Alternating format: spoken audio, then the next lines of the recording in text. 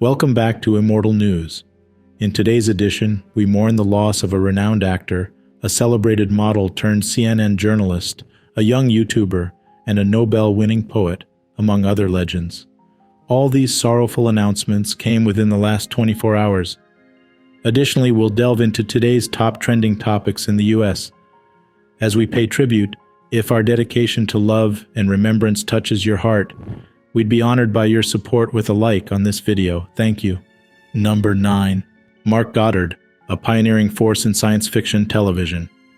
Mark Goddard, widely recognized for his iconic role as Major Don West on the CBS adventure series Lost in Space from the 1960s, has passed away at the age of 87 on October 10, 2023.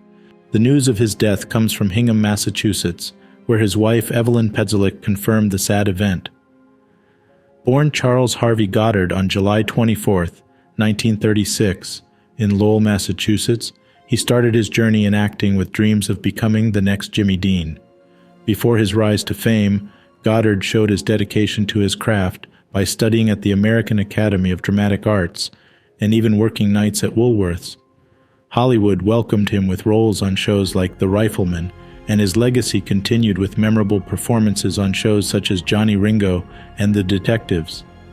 However, it was Lost in Space that cemented his place in television history. His portrayal of Major Don West, the hot-tempered pilot of the Jupiter 2, brought to life the adventures of the Robinson family in space. Despite initial skepticism about the show's longevity, Lost in Space ran for 83 episodes across 3 seasons. Following Lost in Space, Goddard felt the challenges of being typecast, but continued to make his mark with appearances in soap operas and shows like Petrocelli and Benson. Beyond his screen presence, Goddard had a heart for education, completing his college degree and teaching special education children for over 2 decades in Massachusetts. Beyond his filmography, Goddard's life was enriched by personal relationships. His second wife was the late renowned actress Susan Anspach. He is also survived by his daughter Melissa Goddard, a notable film producer. Tributes to Mark Goddard.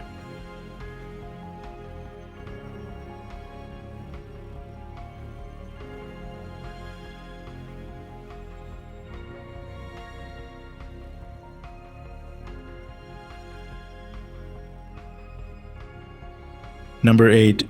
Gail O'Neill, From Runways to Newsrooms, A Legacy of Grace and Tenacity. Gail O'Neill, the formidable American fashion icon who seamlessly transitioned into a respected television journalist, has sadly passed away at the age of 61 on October 10th. The cause remains undisclosed. Born in Westchester County, New York, O'Neill's journey was anything but conventional. Beginning her post-college career with Xerox, she soon found her calling in the fashion world, rising to prominence in the 1980s. Her face graced the covers of premier fashion publications like Vogue and Mademoiselle, and she was notably featured in the 1992 Sports Illustrated swimsuit issue. Beyond her modeling feats, she was celebrated for her ethical stance, taking stands against cigarettes and apartheid-linked sponsors. Her activism didn't stop there. She also championed the cause of the homeless as part of the Black Girls Coalition. O'Neill's shift to journalism seemed as effortless as her runway strides. Serving as an original correspondent for CBS's The Early Show, she was admired for her incisive reporting style, particularly in the realm of movie reviews. Her journalistic pursuits led her to CNN and later to HGTV, where she showcased her flair for storytelling and presentation. In addition to her journalistic accomplishments, O'Neill's dedication to her community shone brightly when she hosted the White House Christmas 2005 for HGTV, bringing the festive spirit to millions. The fashion world, too, continued to celebrate her, as seen in her appearances in retrospectives and the notable 2009 Calvin Klein CK1 fragrance campaign. Gail O'Neill's journey from the world's top runways to the heart of journalism exemplifies a life lived with passion, purpose, and a commitment to making a difference. Tribute to Gail O'Neill.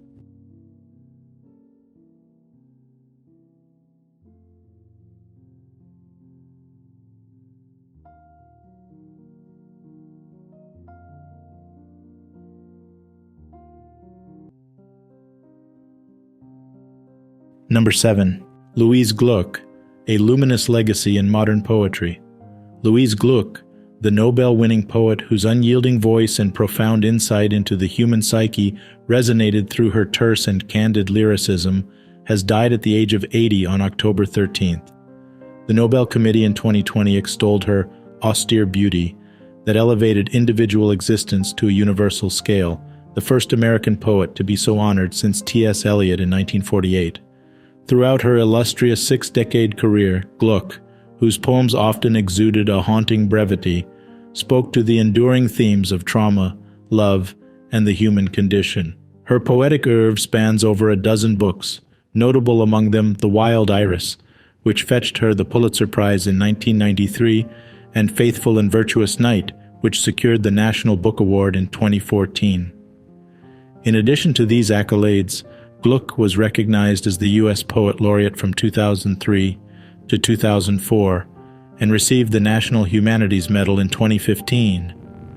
Born into a family of Eastern European Jewish descent in New York, Glück's early life was marked by profound personal challenges, including a battle with anorexia. Yet she found solace and purpose in the written word. Glück credited psychoanalysis with saving her life and teaching her to think and write with deeper introspection. While she was married and divorced twice, she had a son, Noah. A beloved educator, Glück taught at esteemed institutions such as Stanford and Yale, where her rigorous and demanding approach shaped countless budding poets.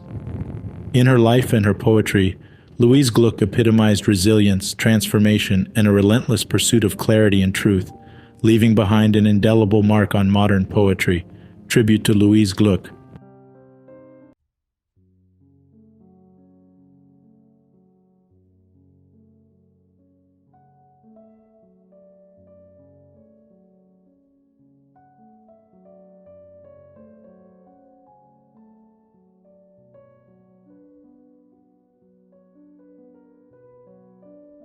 Number 6. Ronnie Caldwell, a guiding light on and off the football field. Ronnie Caldwell, a beacon of promise and a junior safety at Northwestern State's football team, tragically passed away on October 12th morning. At just 21, Caldwell fell victim to a brutal shooting in Natchitoches, Louisiana. Northwestern State, deeply affected by this loss, has postponed its upcoming game against Nichols. Brad Laird, the coach, shared heartfelt sentiments about Caldwell. Ronnie Caldwell was not just an athlete, but an individual whose future held boundless potential both inside and outside the football arena, he expressed. As the voice of the locker room, Ronnie was a figure of respect and influence. When he spoke, everyone listened. While an injury deterred him from playing this year, his influence was unwavering and reached every corner of the team. After transferring from Tyler Junior College Post the 2021 season, Caldwell showcased his dedication on the field. Hailing from Texas, he played in all 11 games last season and was 7th in team tackles before an injury sidelined him.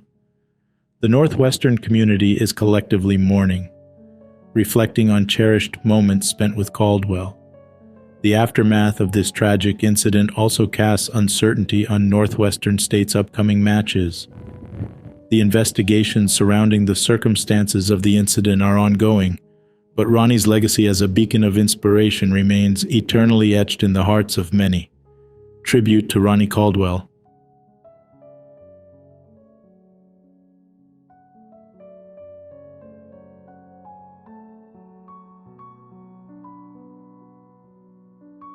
Number 5. Colette Rossant, a culinary maestro bridging global tastes. Colette Rossant, a culinary virtuoso known for her fusion of French, Asian, and Middle Eastern flavors, passed away on October 12th in her Normandy residence at the age of 91, succumbing to breast cancer, as reported by her daughter, Juliette Rossant. Born in Paris on January 18, 1932, Rossant's formative years in Cairo and her global travels profoundly influenced her culinary ventures. After relocating to New York in 1955, she initially taught French, but her passion for cooking soon took precedence. Launching her culinary journey with an after-school cooking class for children, Rossant soon became a recognized figure, publishing 7 cookbooks. Her celebrated A Mostly French Food Processor cookbook in 1977 became a sensation, selling over 100,000 copies. Rossant's ventures into Asian cooking peaked with the publication of Colette's Japanese Cuisine in 1985. Additionally, she also donned the hat of a food critic, writing for New York Magazine and the Daily News of New York. Shifting to a more poetic narrative, Rossant penned 3 memoirs that artfully intertwined her life's journey with recipes inspired from the diverse locales she visited. Her tale, Memories of a Lost Egypt, garnered praise for its nostalgic recollections. Rossant's personal life was a testament to her enduring spirit and love for food. Marrying James Rossant in 1955, their love story was seasoned with the allure of a tomato salad. Despite initial culinary shocks in America, she soon embraced and enriched its diverse tastes. Leaving behind her daughters Juliette, Marianne, Cécile, son Thomas, and 8 grandchildren, Colette Rossant's legacy is an exquisite blend of flavors, memories, and love, tribute to Colette Rossant.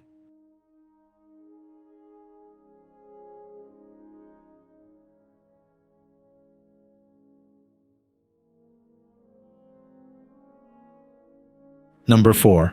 Kerry Green, the heartbeat of Broncos fandom.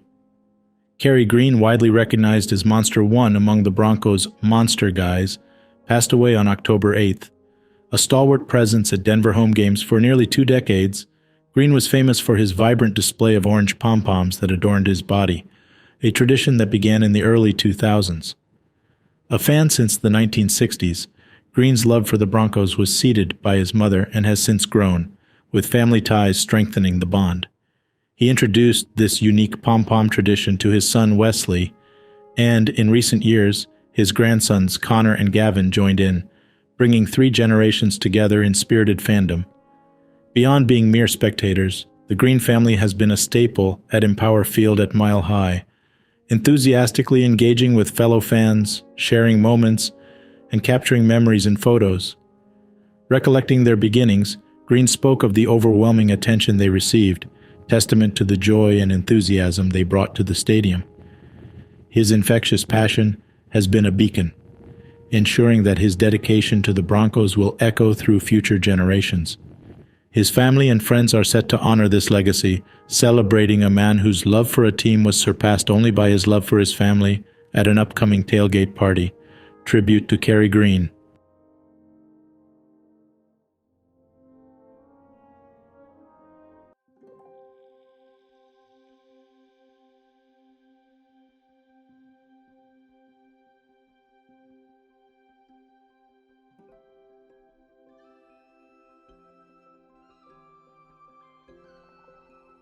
Number 3.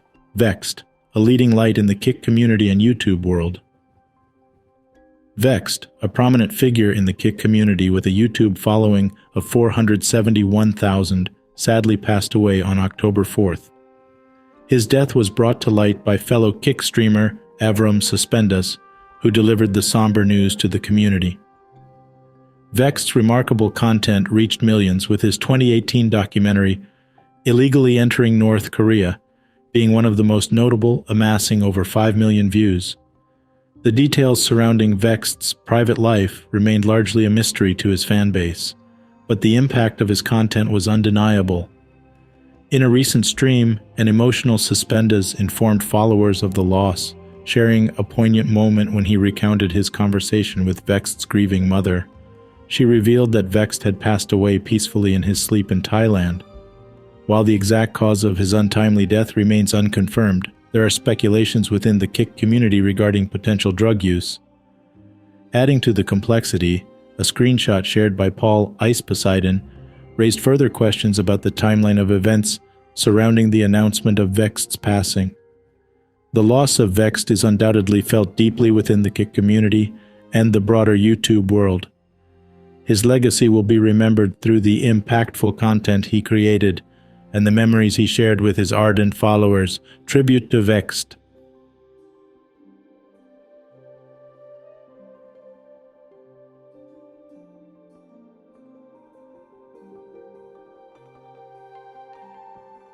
Number 2. Hugh Russell, a boxing legend and double British champion. Hugh Russell, born on the 15th of December 1959 in Belfast, Northern Ireland, passed away on the 13th of October at the age of 63.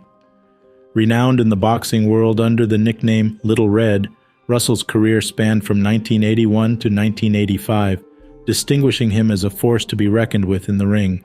A decorated athlete, Russell achieved significant milestones, both as a professional and an amateur boxer.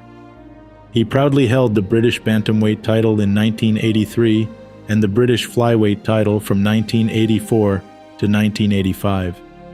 In the amateur circuit, his prowess earned him bronze medals at the 1978 Commonwealth Games and the 1980 Summer Olympics in the flyweight division. Russell's Olympic journey in 1980 was noteworthy, showcasing his dominance by securing wins against opponents from Iraq, Tanzania, and North Korea before clinching the bronze medal after a bout with Bulgaria's Peter Lesov.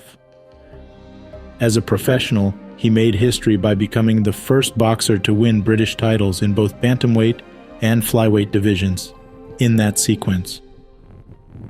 A memorable moment from his illustrious career is captured in Brendan Murphy's book, Eyewitness, where Russell is seen reaching through the ropes to kiss his mother, Eileen, post a victory.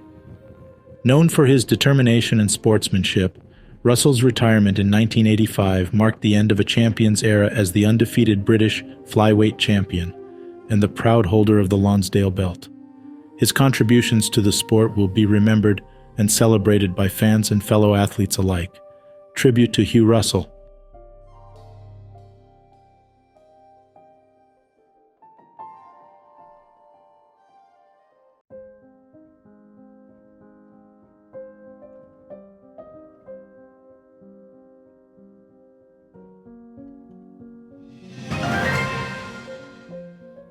Breaking news, News 1.